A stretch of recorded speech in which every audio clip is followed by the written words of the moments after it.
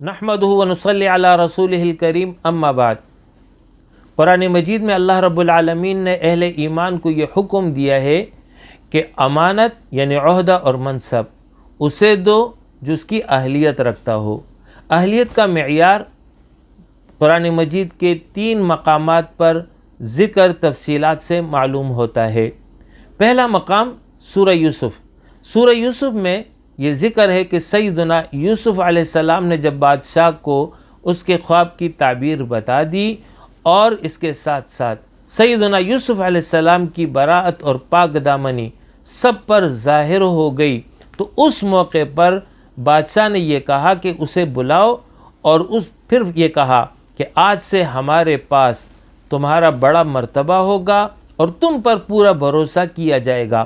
اس موقع پر سیدنا یوسف علیہ السلام نے یہ فرمایا، اجعلنی علی خزائن الارض انی حفیظ علیم، یعنی آپ مجھے ملک کے خزانوں کے انتظام پر مقرر کر دیجئے، یقین رکھیے کہ مجھے حفاظت کرنا بھی خوب آتا ہے اور میں اس کام کا پورا علم رکھتا ہوں۔ تو اس آیت میں ذکر ہے کہ ملک کے انتظام کی ذمہ داری اسے سپرد کی جائے جو کہ علیم، اس ذمہ داری کو جاننے والا ہو، یعنی قابلیت اور صلاحیت اس میں موجود ہو۔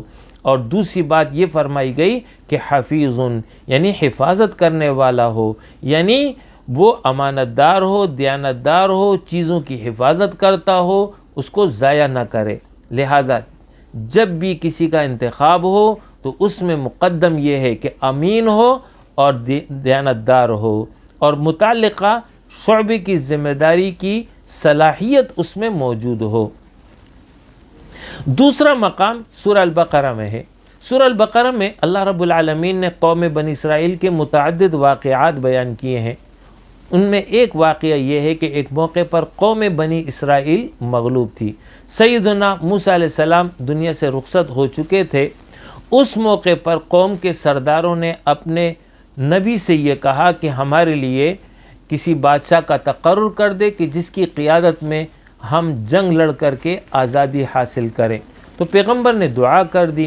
اللہ رب العالمین نے طالوت نامی شخص کو ان کا بادشاہ اور امیر مقرر کر دیا۔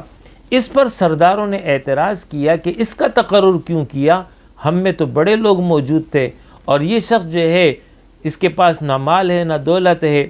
تو اس کے جواب میں پیغمبر نے یہ کہا کہ اس کا تقرر اللہ رب العالمین نے خود فرمایا ہے، اور مزید یہ فرمایا کہ وَزَادَهُ بَسْطَةً فِي الْعِلْمِ وَالْجِسْمِ، یعنی طالوت کو دماغی اور جسمانی دونوں قسم کی اہلیتیں فراوانی کے ساتھ عطا فرمائی ہیں۔ تو اس آیت سے معلوم ہو گیا کہ سپہ سالار کمانڈر وہ ہوگا کہ جو جسمانی طور پر مضبوط ہو اور فنی مہارت رکھتا ہو۔ اب اگر وہ جسمانی طور پر مضبوط نہ ہو، کمزور ہو، ضعیف ہو، یا وہ فنی مہارت نہ رکھتا ہو تو کسی صورت میں بھی جنگ نہیں لڑ سکتا۔ تیسرا مقام سورہ قصص، اس میں یہ ذکر ہے کہ سیدنا موسیٰ علیہ السلام اور سیدنا شعیب علیہ السلام ان کا مکالمہ ہو رہا تھا کہ سیدنا شعیب علیہ السلام کی صاحبزادی نے اس موقع پر یہ اپنے والد سے یہ کہا کہ یا ابت استاجرہ ان خیر من استاجرت القوی الامین، کہ ابا جان اس شخص کو رکھ لیجئے، بہترین آدمی جسے آپ ملازم رکھیں وہی ہو سکتا ہے جو مضبوط اور امانت دار ہو۔ تو اس آیت سے معلوم ہو گیا کہ گھر کی خدمت کے لیے، گھر کے کام کاج کے لیے اور بیرون گھر سے متعلقہ جو ذمہ داریاں ہیں ان کو نبھانے کے لیے، ادا کرنے کے لیے ایسے شخص کا تقرر ہو جو قوی ہو، مضبوط ہو، تبھی وہ اس ذمہ داری کو ادا کر سکے گا۔ اور اس کے ساتھ ساتھ یہ کہ وہ امین ہو، امانت دار ہو۔ اگر گھر پر ایسے شخص کا تقرر ہو جائے جو کہ امین نہ ہو، خیانت کرتا ہو، تو وہ تو گھر کی چیزوں کو خراب کر دے گا، گھر کے لوگوں کے ساتھ بددیانتی کرے گا۔